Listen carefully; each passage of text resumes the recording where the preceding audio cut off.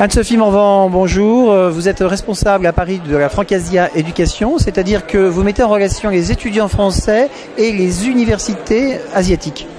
Oui, effectivement, Francasia Éducation, donc on représente certaines universités telles que la Malaisie, le Vietnam, Singapour, et donc notre rôle est de mettre en relation donc les étudiants. On est l'intermédiaire en fait, si vous voulez, entre les étudiants et les universités d'Asie.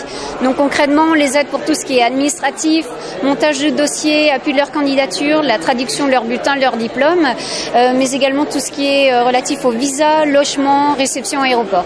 C'est compliqué d'aller étudier en Asie ? C'est certainement plus simple lorsqu'on fait appel à nous du fait qu'il y ait beaucoup d'universités, beaucoup de programmes. Donc on est là justement pour aiguiller les choix aux étudiants. Parce que c'est vrai qu'avec tout ce que l'on trouve sur le net et autres, c'est pas toujours évident pour les étudiants de faire leur choix. Alors justement, dans cette orientation, c'est aussi d'aiguiller, parce qu'en Chine, par exemple, il y a beaucoup d'établissements, vous faites une sorte de présélection, vous aidez les étudiants en fonction de leurs souhaits, des disciplines dans lesquelles ils veulent étudier, vous les aidez à choisir un établissement ?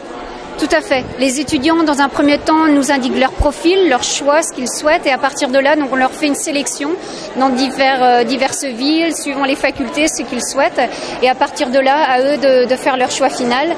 Et à ce moment-là, donc on les aide à monter leur dossier de A à Z. Et des difficultés administratives ? Ça peut être parfois au niveau des visas, il peut y avoir certaines contraintes et justement on est là pour les aider dans toutes ces démarches. Quels conseils vous pourriez donner à des étudiants qui envisagent de faire leurs études en Asie ? Les conseils, c'est de s'y prendre quand même assez tôt à l'avance, puisque le montage de dossiers, etc., ça peut prendre du temps. Aussi au niveau des logements, etc.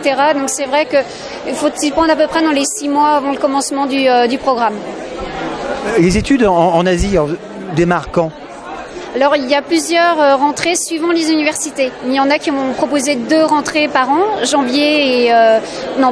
février et juillet, alors qu'il va y en avoir d'autres qui vont faire des rentrées trimestrielles avec 3 rentrées par an qui seront janvier, mai et octobre. Donc c'est très varié. Et il y a des rentrées spécifiques pour les étudiants internationaux ? Non, puisqu'ils vont rentrer au même moment que les étudiants locaux, puisque les étudiants internationaux ne seront pas dans des classes spécifiques, ils seront mélangés et ils seront bel et bien avec les étudiants locaux également.